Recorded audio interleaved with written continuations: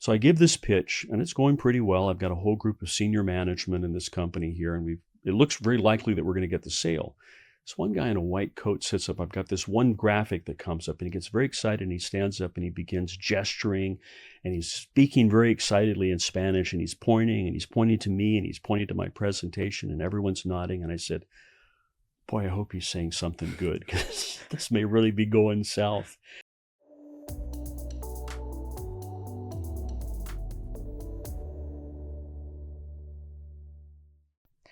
Hi, Chris. Thank you so much for joining me today. No, it's my pleasure. Thanks.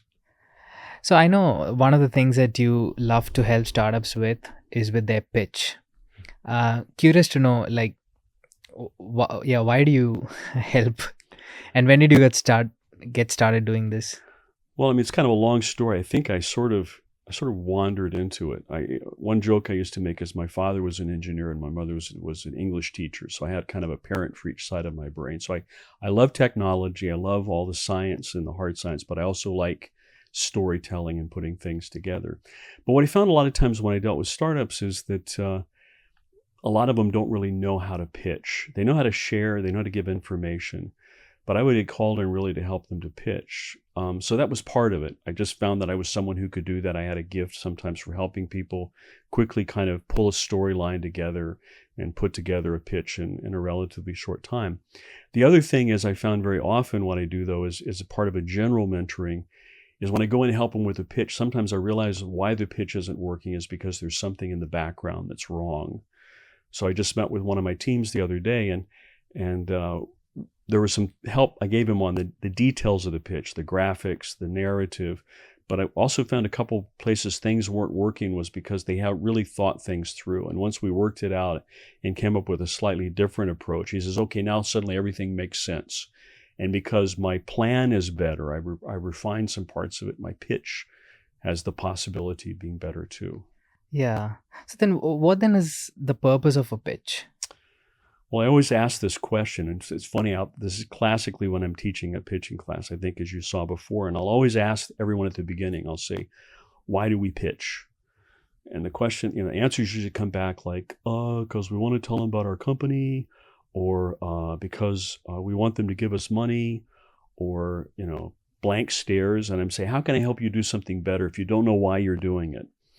And I always come back to the question. I ask them that, and ultimately there are lots of slight variations on it, but ultimately we pitch to persuade. Pitching is different than a presentation. A normal presentation is that normally you want someone to do something at the end of the pitch. It may just be change their attitude or make an introduction or write you a check, but you want some outcome, and you're trying to persuade someone explicitly or implicitly to do something. Yeah. Yeah, when you think of startup pitch, most of us always think from the context of raising an investment. Yeah. But then there's also like finding team members. Right. And or government bodies, Yeah. or I want to work with a partner. Yeah.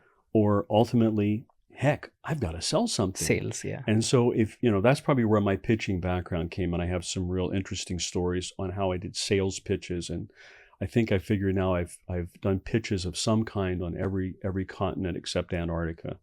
At some time in the past, I've done them in South America, Africa, and a lot of them interesting stories. But it was always that idea: I'm presenting something, I'm educating, which is what we're used to doing coming out of university. But I have to do it in such a way that I convince someone honestly, not manipulating them, but convince them to take some action or to make some change. Yeah, I'd love to know, hear about the most interesting pitching story that you have. Oh, wow. And Okay. where did that happen? In which continent? Wow. Okay. Let me give you the interesting one. I was in Argentina many years ago, and I'd been working with a company there, and they were looking at purchasing a fairly expensive software package. And I had some guys, some friends, that still friends of mine down there from another company, and we were working collaboratively. They're translating all of my pitches for me because I'm doing them in Spanish. My Spanish is not that good. So I would write the pitch in Spanish. They helped me translate the slides into Spanish. I would give the pitch in English, and they would translate it into Spanish. So I give this pitch, and it's going pretty well. I've got a whole group of senior management in this company here, and it looks very likely that we're going to get the sale. this one guy in a white coat sits up. I've got this one graphic that comes up, and he gets very excited, and he stands up and he begins gesturing, and he's speaking very excitedly in Spanish, and he's pointing to me, and he's pointing to my presentation, and everyone's nodding. And I said, boy, I hope he's saying something good, because this may really be going south. And finally, I didn't want to try to, break my pace. When he finished, I just continued my pitch, and it seemed like it was a good presentation, good pitch. People seemed very open to what I was talking about, and I took the translator aside, my friend, I think it was Ricardo, afterwards, and I said, Ricardo, what did this guy say? And he said, oh, he's pointing to this, and he says, what he's telling you is what I've been trying to tell everyone in this company for the last 10 years, and no one will listen to me. And finally, this guy comes down from the United States. I think he used the term gringo. This white guy from the United States comes down and tells you this, and you're believing him, which you should, but I've been trying to tell you this. And what I was really talking about was that I was focusing on saving cost on materials and showing him a graphic that I'd worked up, that materials in these plants were about 80% of the costs. And they're looking at labor and all these, which are important, but they were missing their big cost. And that was what he was excited about. So it turned out actually it was a good thing. I didn't really need to persuade him. He actually helped me persuade other people. But that's kind of an interesting persuasion story, I guess you would say, or pitching story. Yeah. I guess you knew, what was important from the perspective right. of the business. Right. To help them. And I think what happens sometimes with pitches is we kind of go a long way around. We feel like we need to tell this whole kind of, the earth formed from, the sun came, and then the earth formed, and then light, we kind of this whole long story. And sometimes it's like, no, a little bit of background, a little warm up, but you really want to get to the point. And that was really, in that presentation, was a classic example. As I came back and I said, you have a lot of challenges in your business in this particular industry. And I said, but the one sometimes that gets overlooked is the huge percentage of your cost that is in your raw materials. And so I have this chart I did from some studies I found online in the US, and it's like this pie chart, and they just have it very simply. And you look at this, and it shows you that this is like 2/3 or 3/4 of the cost, and people just get it. So I got their attention, and I'm focused, and now they're thinking along with me. And I'd say, so let me just ask you, all of these costs, which one do you think you'd have the biggest impact by reducing significantly? And they all, of course, have to go, well, it's cost of materials. And I said, yeah, here are the challenges to reducing the cost of materials. And I would say, there's this, and economic forces, and demand and supply and demand, all those things you can't do anything. But I said, how you blend them together, how you use them in the product. And you're probably doing it in a fixed way. We have a way now that every time you mix those materials, you can do it at the lowest possible cost. And I did it, and it's a very quick, maybe in a minute or two. And then after that, it's really talking more about the nuts and bolts. And that was important because you've got guys in this company I was talking about in Rosario in Argentina. I had like the senior guys in there. They're not going to give me 30 or 40 minutes to kind of wind up and, discuss all of this stuff. You've got to get it very fast. So you have to be able to do that. And yet you have to be prepared to have enough science and detail in what you're doing that people say, okay, he knows what he's talking about. He understands it. So it's striking that balance for a good pitch. Yeah. Yeah. So what then constitutes a pitch? So there's information. Well, you mentioned earlier, we talk about pitching for investment. Yeah. But if you're a startup, here's what I say, you're always pitching. And we mentioned you're going to be pitching for sales. You're going to be pitching for partners. You're going to be pitching, some cases, for employees. You may be pitching for government bodies. You're pitching for grants. There are all these places where you're pitching, and all of them are slightly different because the pitch will depend on the purpose and on the audience. So what's the purpose of the pitch? What do I want the outcome to be, and who am I talking to, and what do I expect them to know, and what are their interests? What do they want to get? And that's often what we forget. What does this person want to get out of the pitch? Yeah. And the better I understand that, the more I can shape the pitch to meet their needs. So I'm always looking at them. So I always say, when you're a teacher, you're the most important. In one sense, you're the most important person in the classroom. Everyone listens to you. You're going to grade it. And sometimes we think of the pitch that way, but actually a pitch, you're not the most important. You are in some respects, you're the most important, but really the important people are the people that are listening to you that are going to make the decision. And once you have that shift, and look at it that way, the nature of the pitch and how you approach the pitch changes. So I think that's important. But I think the pitch always is, how do I get people? What do I want to do with this group of people, or this individual in some cases, and where do I want to get them? And also in some cases you have, I call sort of generic pitches. I call it like the cocktail party pitch. And people say, what's a cocktail party pitch? Maybe you don't go to cocktail parties, but you know kind of what I'm talking about. It means that you go in, and I've seen guys do this. What do you do? Yeah. And then how do you answer that? And I was working with a team one time, and they had a most amazing, I'm not going to go into what it is because I don't have permission, but they had the most amazing technology that anybody would understand. And they go, I'm doing something like food and beverage. And okay, and it goes on to, we're a group of us, and it goes on to, I said, wait. He's not telling you what he's doing. And you can tell my founder is getting really uncomfortable. I said, tell him what you're really doing. And then he tries again to explain, and they go, oh, and he doesn't quite get it. And finally I said, he's doing this, and I put it in a very simple way. I mean, it's almost like Steve Jobs when he says 1,000 songs in your pocket. I get this point. And people go, wow, that is so totally cool. And then we get these long conversations going, and people are talking about it, and they're excited. And they're not going to invest, probably.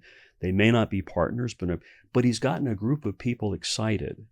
And that means that potentially when you do that, one of those people might be a potential investor, potential partner, potential customer, potential employee, potential connector that will connect you with people.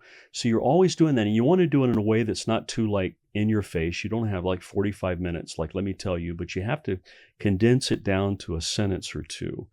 And it's something that tells them enough, but also sparks their curiosity if they're interested to ask more questions. And if they're not, then okay, it was an interesting way to introduce himself, and then you go on and talk about other things. So think about, how do you trigger someone's interest in that short pitch to want more? Then you have the elevator pitch, where I've got a minute. You get in an elevator with the guy.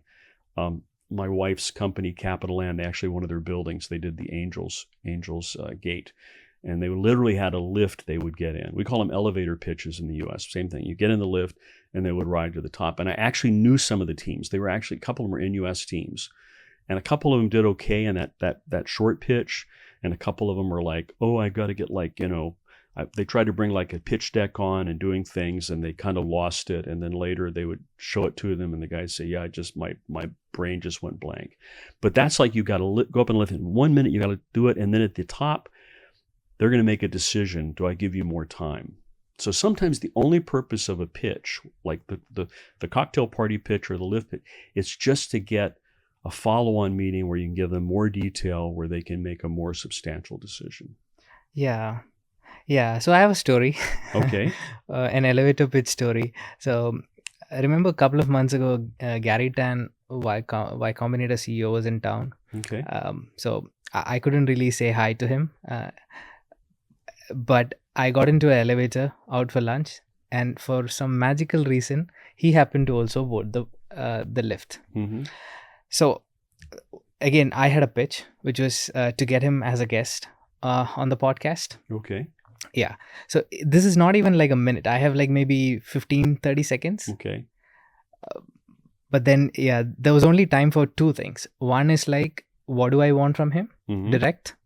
Second thing is a follow-up question from him, which was like, yeah, why are you doing this? Mm-hmm. And I asked, but then what I had done is I had actually drafted an email.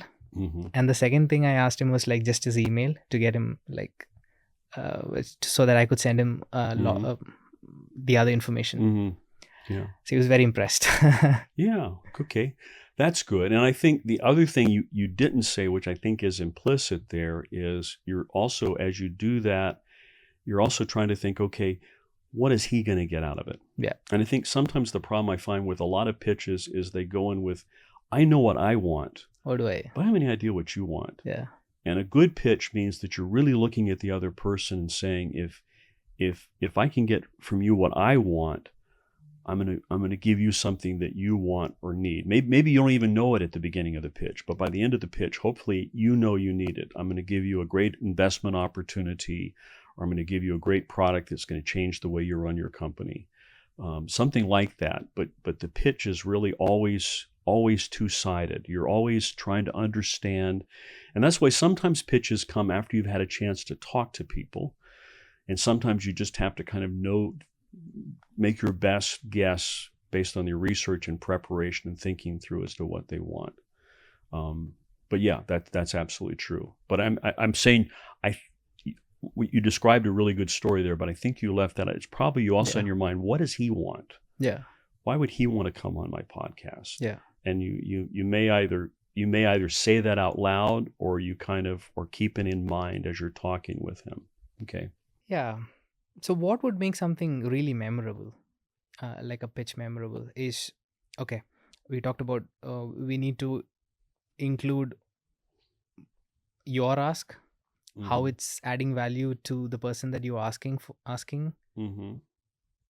Be very precise. If you can, again, you may sometimes not say that, but at least you know what it is. Yeah. It depends. Yeah. What else makes it memorable? Well, I like I watched, and I can't remember his name, out of the U.S., did a class on pitching one time, and he talked about the 3 basics of a pitch. He says the first thing is clarity. Is it understandable? And that sometimes is where we break down. If we try to get too much in, like you have 30 seconds, but you somehow try to jam a 5-minute presentation and you speak fast and you lose it. So clarity is first. The second thing is it has to be compelling. So there's something about it. You would understand where that person is, and you would say, how can I give them some information that's compelling? And that means, again, I need to understand what they're looking at and what interests them. And then the third thing is it credible? So for example, in that case, clarity, sounds like you're pretty good on that. Compelling, probably because who he is and he wants to communicate with people, so you kind of understand, you're to share it in that way. The credible is, at that time, who were you? Were you working with NUS already on these kinds of podcasts? Yes. So yeah, the fact that your credibility is, I'm with the National University of Singapore and I'm putting together lots of startup, so I'm credible, and I can show you my business card or whatever. So usually those 3 things, and again, you won't get all of them in every pitch, but you want to try to get as much as possible.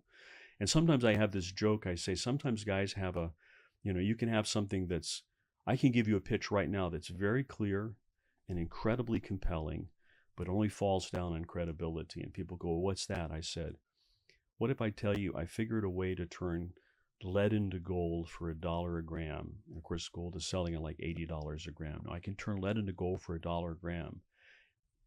Very clear, very compelling. It's not very credible. Yeah. So the credibility, sometimes, depending on sometimes what you're doing, particularly if you're doing something that's really remarkable, you may need to put in. So that's why I tell our team, sometimes usually you don't spend a lot of talking about who you are until you've talked about the problem. Some problems you move very quickly into it. So you come in and say, if I gave you that story and it would be very credible, but maybe it's a little more credible if somebody came in and said, I have a PhD and I've been doing research on this at the National University for 30 years, and we've had a breakthrough in how to do this. Okay, suddenly you've got some credibility. So again, depending on who you're pitching to and who you are, you might shift that a little bit farther to the beginning. Or, like I said, one team I was working with recently, they continue to do the pitch they had done in our graduate research innovation program, which is more of a forward-looking, here's our technology and here's what we plan to do. But I said, you guys have been out a year. You already have revenues. People are already buying this. So start from that. In effect, start with your credibility, a little bit of an intro, then start with your credibility, because as you mature as a startup, you have credibility, and then go back and give perhaps a little bit more of what's compelling. But again, compelling and credible are very important, but if clarity is not there, it all falls apart. Yeah. Almost always impossible to do. Where do you see startups making mistakes the most? I think it's not connecting. And again, I'm probably working more in deep tech now, and I think that's even more because they're coming out of more of a science and technology background. Sometimes it's not, we talk at matching your fingers. They're not connecting the problem that the other team has to the solution that they have. So they spend a lot of times perhaps talking about the science, talking about the technology, but they don't relate it back in a way that the person they're pitching to sees how those connect. So I'll go back to the example. I'll go back to the one in Argentina where I'm doing this presentation. when I start talking about 80% of your cost are materials or 70% or some huge part of your cost are materials, immediately I'm connecting with them where they are. And so, I'm sort of, in that case, I'm spelling out the problem, and then I connect the solution to the problem. And I'd say the reason you haven't been able to do that is there are these limitations, but we've solved a way to do a key part of the problem, and here's how we're going to do it. And I think if you do that, and again, sometimes less is more. Sometimes you want to give a lot of information, but you first have to give enough to get them interested. So I used to tell guys, I'd say, you're giving a pitch, and particularly now with our junk boxes or phones, which, we just look at these all the time. I said, if you're doing a presentation or pitch in this case, and you see within a minute the guy kind of picks up his phone and starts checking his WhatsApp, you've lost him. So you typically, with our shorter attention spans now and things, even for older people, shorter attention span, you have about 30 to 60 seconds at most to get something that gets them interested in listening more. And that's why, like, I even tell guys, sometimes look at something like TED Talks and how they do a hook. And I said, if you can come up with a hook at the very beginning. So I'll give you a classic hook, and this is a really good one I heard from an American guy. And this was when I first came to Singapore. And you may want to cut this out because this may be offensive. When I came to Singapore, I found that the Singaporean culture, it's getting better over time. It was not particularly good pitching culture compared to, say, the United States or the UK or Australia. I think some language, it's culture, there's some things involved. This is a kind of American guy got up, and this is his pitch. He says, when I grew up, I had a brother and a sister. He said, my brother and I were very smart, went through school, didn't have to do that much work, got really good grades, no problem. He said, my sister came along. He said, she struggled in school. She spent hours and hours. She would spend incredible amounts of time on homework and struggled, and she barely graduated. I mean, she really struggled just to finish school. And he said, but she's as smart as either my brother or I are. He says, the difference is she has dyslexia. She had trouble reading and processing reading. And because of that, she struggled. He said, I had a feeling that was something. And as I studied, I realized there are lots of people with dyslexia. And I came up with an idea. Rather than sending them to specialists that are expensive and hard to find, what if we produced a dyslexia product that you can use at home? And again, it's this incredible hook because in that case it worked. He personalized it back to himself and made it. Now again, I use that example, and I work with guys sometimes, and then they try to personalize kind of things that are maybe harder to personalize, like, I've got a new method for, growing algae or something. It's a little harder maybe to come up with a personal story. But what's a hook? Something something's memorable at the beginning that says, okay, in 15 seconds, you've given me something. Now I want to listen to more. And I'll actually show sometimes. I'll go in and look. There are videos out there that are like all the different intros that people do for TED Talks. And you watch that intro, and after 15 seconds, you're like, okay, I watched this for 15 seconds. I'm going to give them another 10 or 15 minutes because they really piqued my interest. So think about that. And if, in fact, you'll notice a lot of times movies now, when they're actually starting sometimes in the middle of the whole narrative, and then something exciting's happening. This guy's trying to shoot this guy, and this guy's chasing, and then later they'll go 6 months earlier, and they build back up to it. But they want to get your interest right at the beginning, and that's it. That's the essence of a good pitch, if you can, is to try to get interest fairly quickly. Yeah. When you talk about hook and all these things, I think what you're essentially telling the importance of a story, right? So Right. you need to be. I also teach storytelling as a related related area. But go ahead. Yeah, we should definitely record another podcast on Yeah. storytelling. Yeah. But I guess we talked about clarity, compelling, and credibility. But all this needs to be delivered. If you can deliver with a great story, it makes it even more easier for the person Right. to understand. And a great story is not necessarily a long story or a convoluted story, or it feels something weirdly tacked on to what you're saying. It should really kind of connect organically with, which this example is American guy. It connected perfectly. Yeah. And it may not be always able to achieve that level of kind of coherence, but you always want to say it should feel more natural. And the more you can relate things back to what people experience on a day-to-day basis, the easier it is. That's why some pitches are relatively easy if you're dealing with something that everyone deals with. it's easy. And if you're dealing with something that's not so familiar, you may have to do a little bit of education to help them use it. And then the other thing is, I guess I've seen in pitches, and you don't want to overuse it, but it works sometimes, is we'll do we are the Google for photographers or something. You relate it back very quickly to something they already understand. And you say, someone has solved that problem in this other area. Now we have solved it in this industry. And people are familiar. You then ground it in something they're familiar with. And again, it takes a little bit of thinking. You have to kind of test that to see if it works. And sometimes I've gotten guys, if it doesn't quite mesh, then they'll go, you're not the Google of photography, you're some other thing. So you really need to really work to make sure that connects. But if you do, that's a great way of kind of capturing people's attention on quickly. things. Yeah, quickly. That's one thing that I wanted to ask. Do you think that's a good idea to do? I mean, the goal again is to get people's attention. And again, selectively. There's not one size fits all. I always say that I've got a series of things, and you want to tell a good story, but you want to do it in a way that seems natural and that works for what you're doing. So maybe it's something you personalize. Maybe you have that. We are the whatever. We're the we are the Uber or the Grab of dog walkers or something, and you go, okay, this is, people have dog walkers, now we're doing the same thing for that. So if it works, you can do it, but don't feel like you have to take that and force your message into that. Maybe it doesn't work and you need to try something else. Yeah, better approach. Yeah, this forcing a story, I've done it, to be honest, in the past. So there's this thing, right? Like, usually you want a story where you had a problem and then you solved it. But when you don't have a problem, I've invented a story. But sometimes to fit in the narrative. Someone's had a problem. Yeah. And how do you make that problem concrete? Yeah. So, for example, I'll go back to the example of the materials, that first story I told in Argentina. And I've done that. I did the same versions of that pitch all over the US and Europe. I think one time in Africa, a couple times in Australia. So I used that some variation of that. And I always came back to, I said, I personally am not buying materials for my company, but if you are buying materials or trying to do your material balance or trying to make sure you have the right inventory, this is a nightmare. So what happens is everyone has always fixed this because it's too much of a nightmare to have this vary.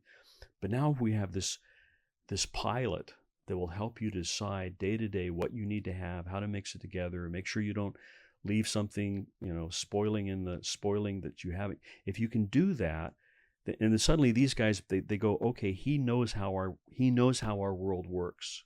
Now he's speaking our language. Yeah. Because I've talked to them and I've listened to them and I've heard it, and I know the right buzzwords to use. So that's it. It's not necessarily your problem is great if you have it, but it also could be someone else's problem. You understand. And you make it vivid. Yeah. And without being too wordy, without, I just gave you a lot there in maybe 15, 20 seconds, without I've got to spend 3 or 4 minutes, rambling on endlessly. But very quickly, it says, I understand your problem. We understand your pain. Yeah. I guess what you're trying to communicate is your authority, right? Like, even if it's not my authority, and in a sense, my compassion. I mean, I'm not saying I think that's part of it, is that it's like I really care about that situation. I mean, hopefully I really do, but in a pitch, you have to convince the other person that you care about that really means something to you. Whether it's my life is going to end if that doesn't happen, but it really means something to me. And so I knew these guys in these industries. I understood the challenges they went through. And, these were guys, I still know some of them now. So when it wasn't abstract to me, these were real people with real situations. And when you speak to them like that, when you pitch like that, so it's just like an investor. And again, with an investor, you may not be able to you can't sort of tell the investor, well, I know that you were, because he doesn't want you to talk down to him. But you're talking in terms of, you understand his hot buttons. He wants to feel confident that you're not going to lose his money. He wants to see that there's a good potential for you to grow. He wants to see that you have a good, solid team. He wants to see you've identified a real big problem. He wants to see that there are barriers to entry. So you have to hit all those points. So it's an empathy for the other person that you're speaking in a way that you're kind of helping them check the list off. And we see that from the other side. If someone pitches well to you, if you've ever seen that, you go back and replay that, you go, wow, they really kind of understood what really, Yeah. triggered. And again, on a mass pitch where you're doing something online, that one person out of 1,000 may look at it. When you're doing a pitch one-on-one, there's a lot of energy involved, so you have to really start thinking about who's your audience and what are they looking for. Yeah. I guess authority was the wrong word. More appropriate would be domain expertise. That's a subsidiary. Yeah.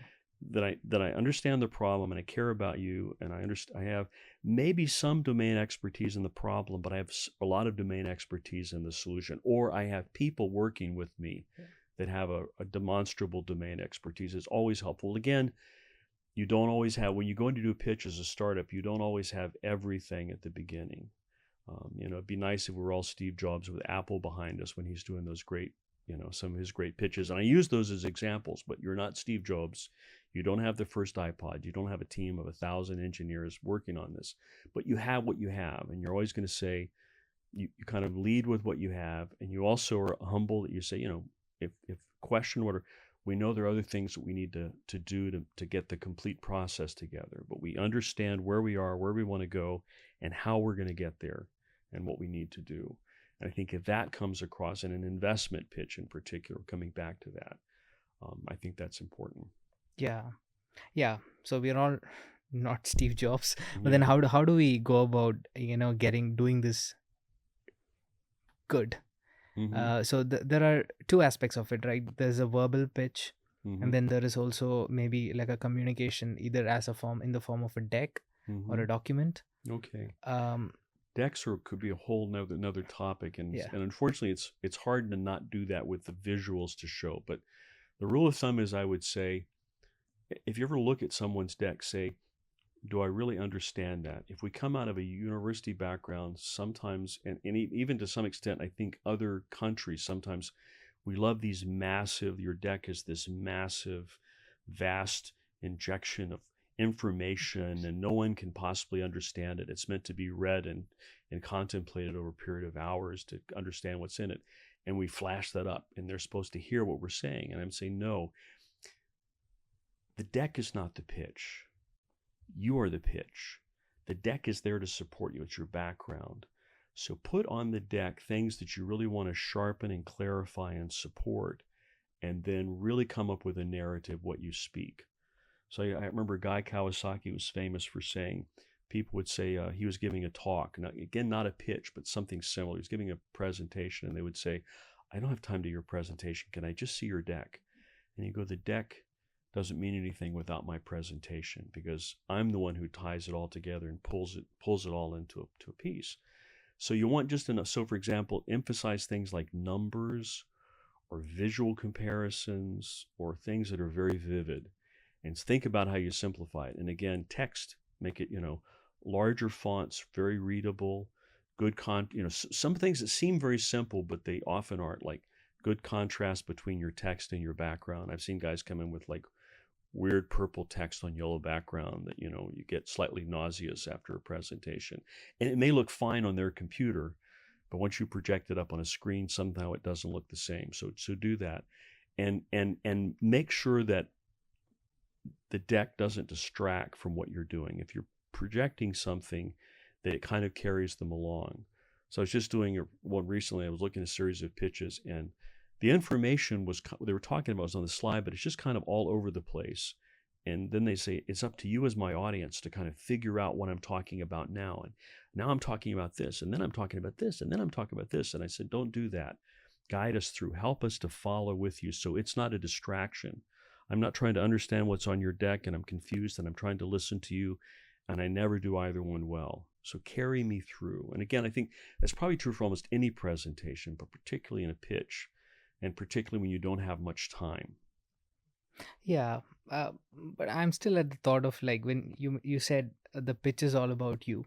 What do you really mean by that? You are the pitch. In other words, Oh, you're the pitch. You are the pitch. And that's all about you, but it's like if I come in, so doing a pitch, I may do a pitch with no visuals at all. Yeah. But they're looking at you, they're saying, are they confident? Are they smart? Are they coachable? Are they a good people person? If I'm going to invest in you, I'm looking at all these factors in advance. And so the pitch is really you. How do you come across as well as what you're presenting? So if you get up and you present like a, like a robot, give all the right information, probably not a great pitch. And that's why sometimes guys get frustrated because they see people getting sometimes invested. They go, I don't think their technology is good as mine. I don't think they're as good as me substantively. But if you watch them, these guys come across better. And again, some of it a little bit that may be inborn, but you can cultivate that. You can work on that over time.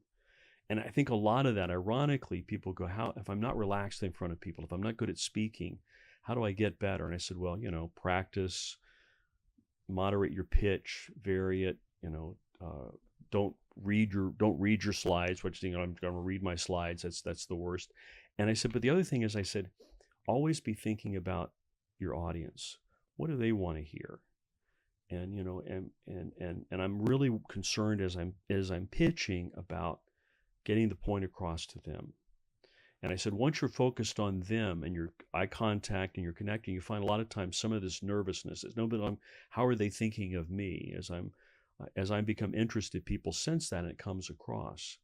But the other side is, I also say, don't go to the other extreme. Don't become a captive of the audience. Because I worked with a guy one time and we would work through a pitch. He had very complex, he was trouble sometimes telling a clear story. And we would work out a very clear story. And he practiced it, and then we'd get up and he'd have a real pitching situation. And when he pitched, it would go all weird on us, and he would go off into weird kind of things. And I came aside, I said, we really worked through it, and you went off kind of into strange places that I don't think you really understood. And I said, our first pitch we presented, I think, was pretty good and pretty clear. And he goes, yeah, but I'm watching people, and I don't think they're really understanding what I'm saying. And I'm like, no, in general, unless you're Steve Jobs, unless you really are a master at this, you probably can't do a lot of major changes to your pitch on the fly. It generally doesn't go somewhere well. So you want to prep it well enough. But then once you get up, I'm pitching and I'm talking to you and I'm sharing with you and I'm having a conversation in effect. And then, of course, if the Q&A follows, there's more of a conversation. If there are meetings afterwards, it's more of a conversation. But it's you. They really are evaluating you, not just the deck, not just the idea, not just the problem, not just the business, not just the team and all those things. They really are evaluating the people they see. Yeah.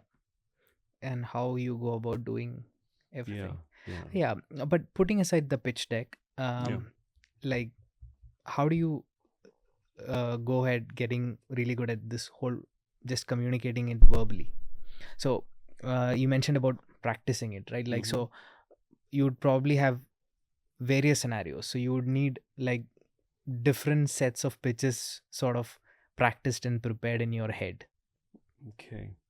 Well, and again, I mean, over time you may do that. I think usually I talk to people. So when we do this, for example, we do it at the Graduate Research Innovation Program, we start out initially at the very first workshop with a 1-minute elevator pitch.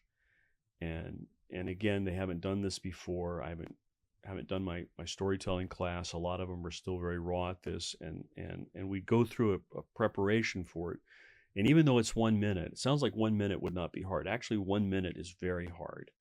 I used to have a guy, he would say, give me, you want me to talk for 4 hours? I can do it now. You want me to talk for half an hour? I need a couple of days to prepare. You need me to talk for 5 minutes? I need a week. Because the shorter it is, the more you have to think about what's in it. But it's just 1 minute. And I jokingly said, hey, I'm going to give you like 10 minutes to prepare. You only got 120 words. How hard can that be? But it's not easy. But it gives them that chance to practice. And what I said is, once you can get the short version in effect, you begin to build on that. So rather than sometimes trying to put together this gargantuan thing and pare it all down, think about what's the core, what's the most important thing I want to get across. And once I have that, often I find I can build on that, and then I add more detail and more color and more layers to it and more information that, it goes from being a 1 minute to a 3 minute to a 5 minute to a 9 minute pitch. But you still have to always have in the back pocket, I have a way if someone just comes up and says, hey, what do you do? That I have that quick, 5 or 10 second summary, but it's going to capture just the essence of what I do and get them interested. And then everything else is really to build on that. Yeah. And what about the communication skill in terms of both the command of probably if you're communicating in English, the language skills, and also the speech sort of Okay. things, and also the body language? It, How does all this play it into? takes practice, and I've known some guys who've gone out and taken classes in this, have gone to take drama classes or gone to what is it, Toastmasters and things like that. Toastmasters, yeah. I was lucky. I had a lead because I did theater in university and got some practice and preparation to do that. But I think you just practice it. And so there are a couple of things. One is you practice. And then the other thing is you practice sometimes doing just some things, maybe not your specific pitch, but you'd say, like, I'll do my pitch, and the guy would do a pitch, and it's really strange and kind of very convoluted and kind of stiff. And then I'll say something like, okay, tell me about your favorite food. And what is the best time you've ever had that? What's the best restaurant for that food? And you get them kind of off on something, and then they're suddenly very animated, and their voice is modulated, and they're pausing, and then they're remembering things. I said, can you take that back into your pitch?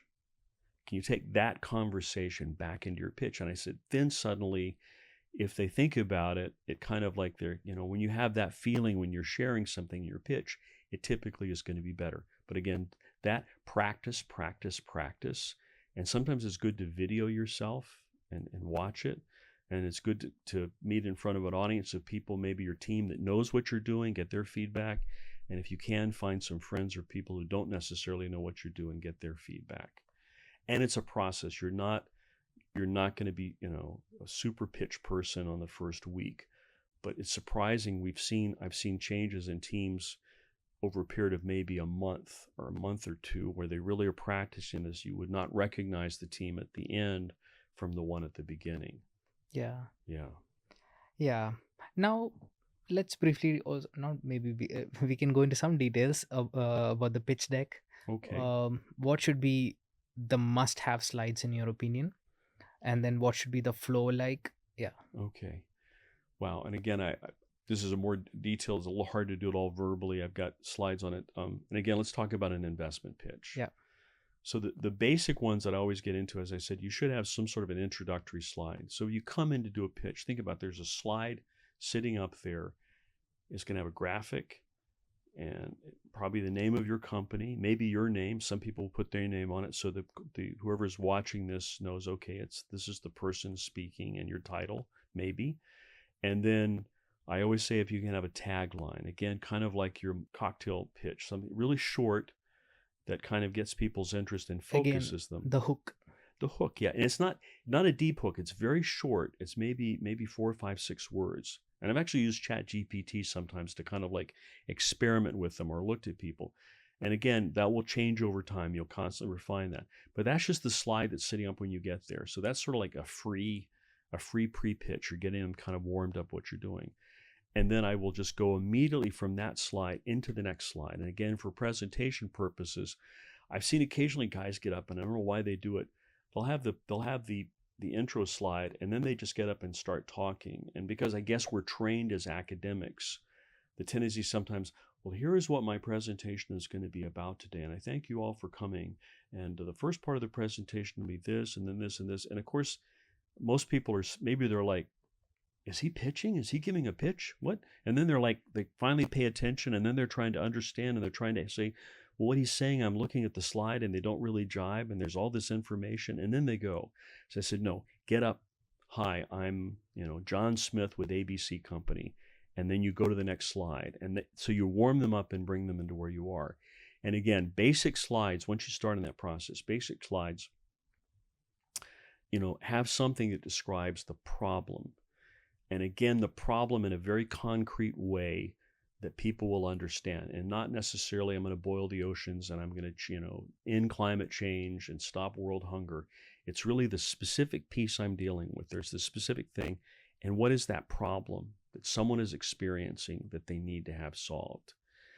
And again, it depends on where you are. Sometimes you may move very quickly into the credibility, but if you don't really have a lot of traction, you may come back in and say, okay, and here is, depending on how guys do it differently, here is our solution.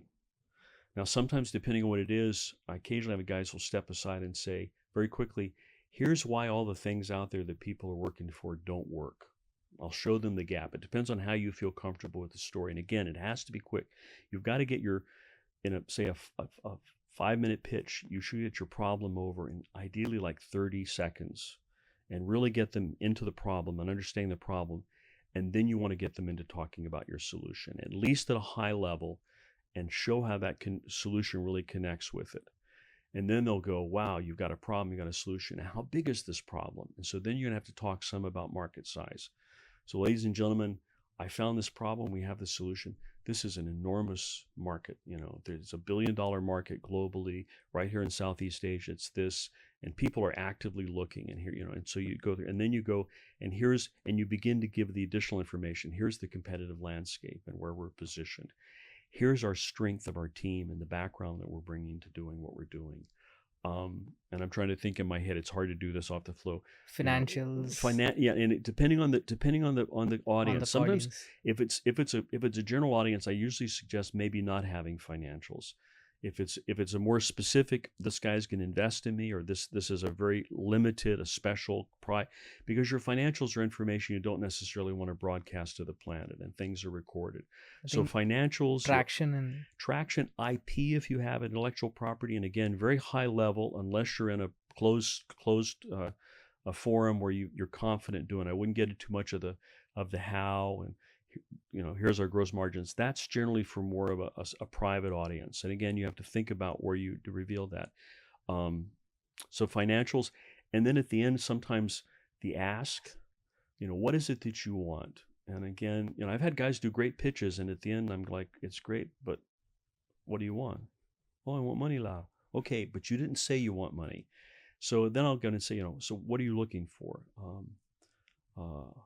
$1 million to $3 million, and they usually, okay, that's too big. So what is it? What is meaningful? You come in and you'd say, we're right now actively seeking 700,000 USD, at least 700,000 USD, and then sometimes if you have time, guys will actually come at the end and they'll do a quick summary, like I've just given you an 8.5 minute pitch. Now I'm going to take 15 seconds, and I'm going to go, here's just, if you don't, if you don't remember anything, I don't say it that way, but basically, if you don't remember anything else, here are the 2 or 3 things I hope you take away from this. That this is $1 billion market, and again, it can't just be. I've had guys go, we have a great team, and this is a really exciting area, and we have. So no, it has to be something that's like specific. This is the number one medical problem in the planet, and no one has solved it. And we have a team that's been working on this for 8, something, whatever it is. So, wow, it kind of, if I don't remember anything else, that's what I'll go back and, because you may be talking to some guy who wants to talk to his boss about investing or buying, and you want them to have that information. And then again, at the end, it's a close. Thank you very much. I'm happy to answer any questions. If there's a Q&A session, happy to answer any questions. Yeah. Yeah, a couple of questions on some of the slides, like market sizing. Do you think the bottoms-up approach of market sizing or the top-down, which one would you think is How's this for an answer? Yes. Okay, both works. It depends, again, to some extent on the team. I mean, I work with teams, and some teams like to get the interest by saying this is $1 billion global market. At least that kind of frames it, or whatever it is. It's a big market. And it's growing, and it's $1 billion market, and has a compound annual growth of 15% or 20%, and it excites people because, wow, that's a big market and there's a lot of growth. Growing. But then I want to begin to pare it down and saying, okay, in effect, you're going from here's this total addressable market, which is some number that you probably have gotten either gotten it out of a report, or you've extrapolated it from information in a report somewhere, because most people can't get that firsthand globally. Yeah. But then you come down and say, okay, now we've carved out, we believe that the most exciting part of that, where we have the best opportunity is this. It's this group of customers. So, okay, we're going to be working with, like I worked with a company one time, we're going to be working with water-based chemicals. But the thing we found most exciting within that group is paper, chemicals used in the paper industry, coatings and things, because there's an active interest both from the manufacturers and the consumers, and great. So you have this is our focus. And we talk about that like an addressable market. And you say, okay, and a certain geographic region we're looking. So we're looking at this market in Southeast Asia or Asia Pacific or Africa or wherever it is, and that should logically flow from what you're doing. We're not going to go to Europe if we have no contacts in Europe, but it follows from what you've talked about, all your background, the problem and the product. So here's where we're going kind of a geographically and the application, and then here's, if you want to break it down, we call it strategic obtainable market. Here's the part of that market that we really think we can get in the next few years. So it's $1 billion global market. We think it's a $300 million addressable market. Our obtainable market in the next few years is probably 30 to 40 million, because this is now down to like Singapore, Malaysia, Indonesia, this kind of smaller, more market where we really can get out. And our launch market is in Singapore, and we already have a pending order or a pilot or whatever, hopefully, with a few companies in that area, and that'll be our first million or 2 million in revenues. So you really have this, but the thing they want is that you've thought it through, and the reason the bottom up in a sense is at the end you'd say, and we have gotten this thing started. We're moving. We're actually making this happen. So you're not investing money in an idea we have and we need to go now talk to these guys. You're investing in us because we actually are making progress in that direction. Yeah. And in terms of competitors, right? Let's say you created a pitch deck and you have identified some competitors and you're talking to a VC, and then a VC comes back and says, no, actually you've missed out on one major competitors that you have not put on the pitch deck. Okay.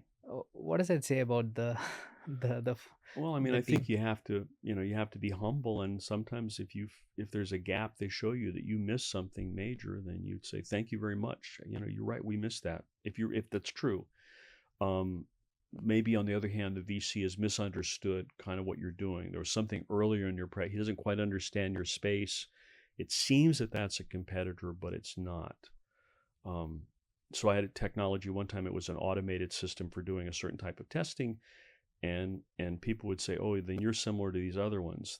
And I'd say no, because generically kind of competitive, but they're so much slower and there's such a much lower level of precision that in reality, they're not really competitors in some areas. But again, ideally, if you do your competitive matrix, you come in and say, it's really what in the end the market will look at as being competitors. And that means sometimes you also tend to we tend to look on competitors as being solutions that are just like us. And they may not be just like us, they may be fundamentally different, but from the customer's perspective, they say, here's something that solves the problem, or I would use to address what you're talking about. So the classic example was the old joke about the Americans with the space pen. Okay. American company in space, you can't ballpoint pens don't work because it doesn't have gravity. So the joke is they spent, and I think it's true. It's $400 million.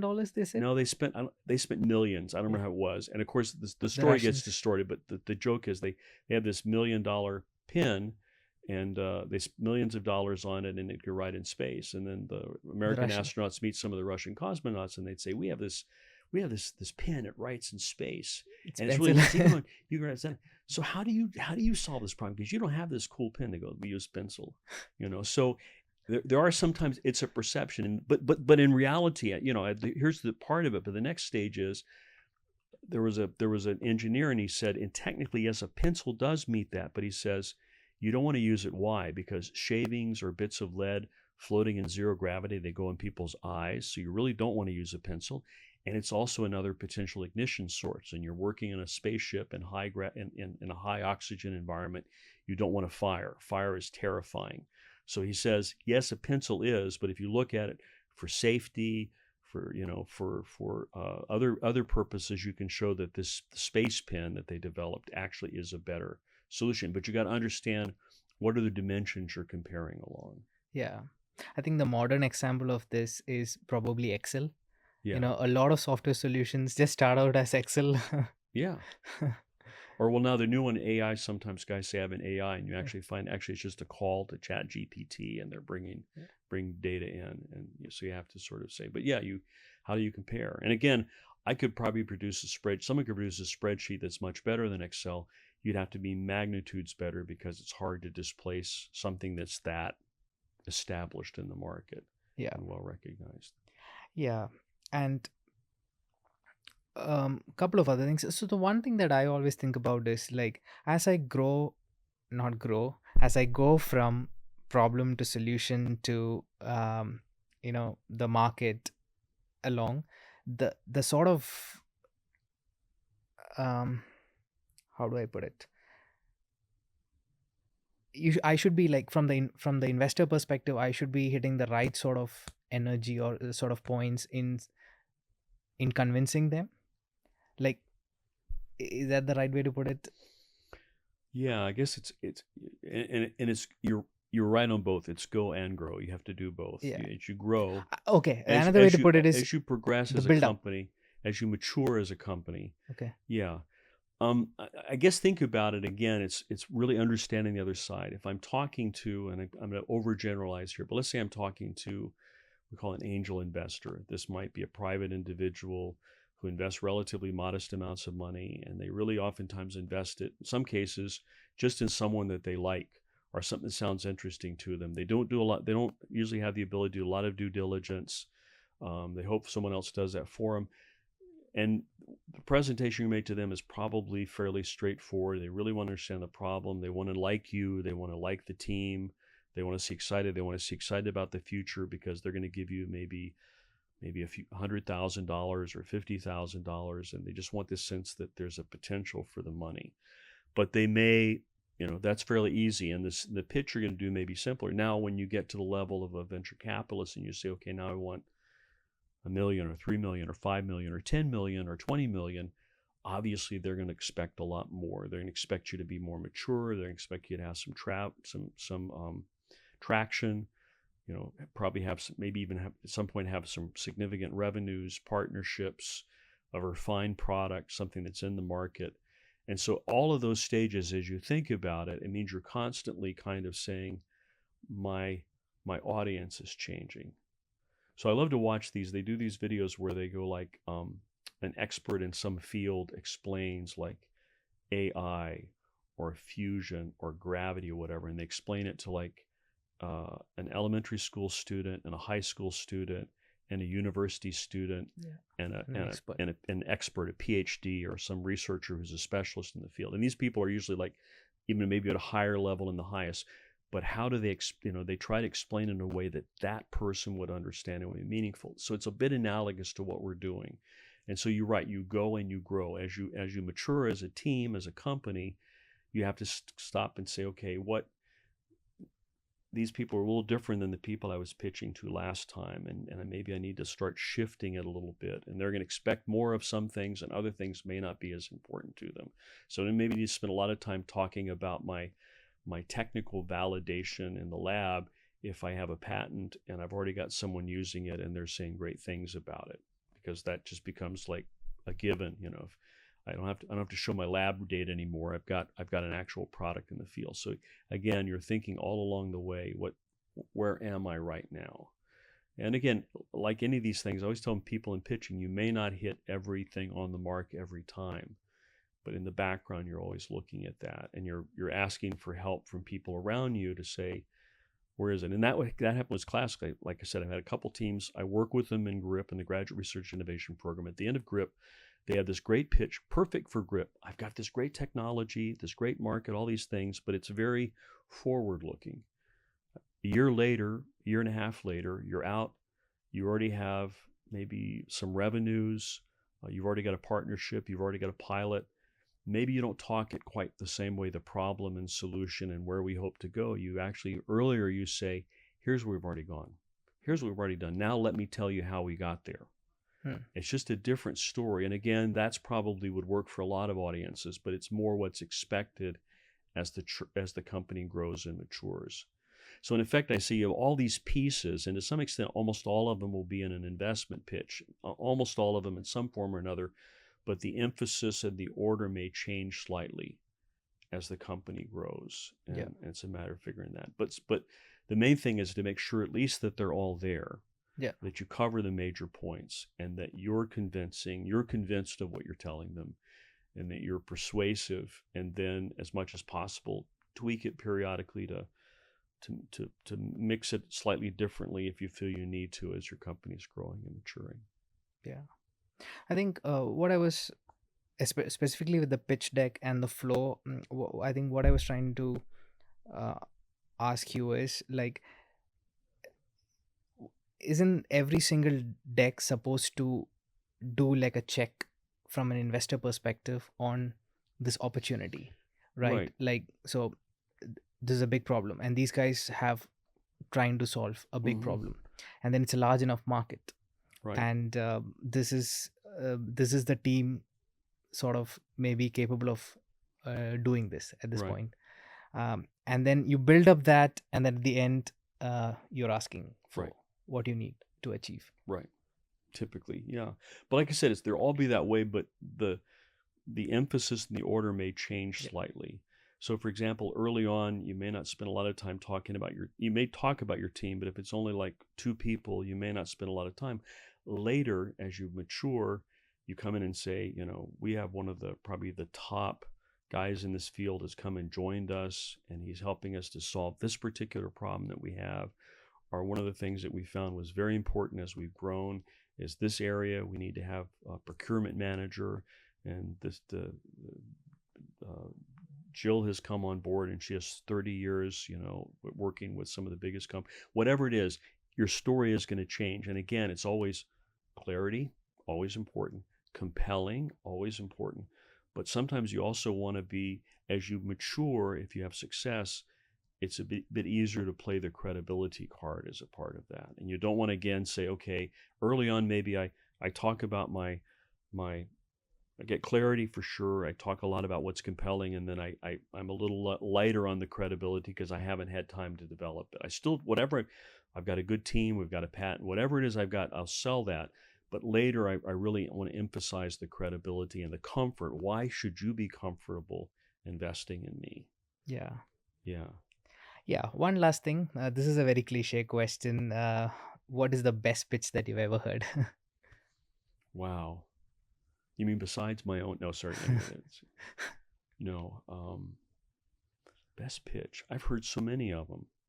And I've heard really good pitches, and I've heard really horrifically bad pitches.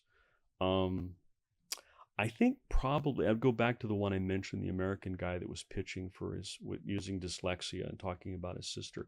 That was probably one of the best pitches. Now, again, it was probably because I was seeing a lot of fairly weak pitches at the time, and suddenly this one came up, a better than average pitch, and it just shone kind of because what I'd been wrestling with at that point. So I would say that was probably one of the best. But I mean, again, if you want to look at good pitches, I go to companies like Sick Weather. There's a number of pitches you can find online. And of course, again, we always go back to Steve Jobs, the master, in terms of his technique sometimes, if not necessarily all of his points or point for point. It's not startup pitches. He's usually doing product pitches. But how he captures it, how he styles, how he does the videos and the visuals and things, you can learn a lot by watching him. Yeah, this was great, Kris. Thank you so much for taking the time to do this. I hope I didn't ramble on too much. Okay, thanks.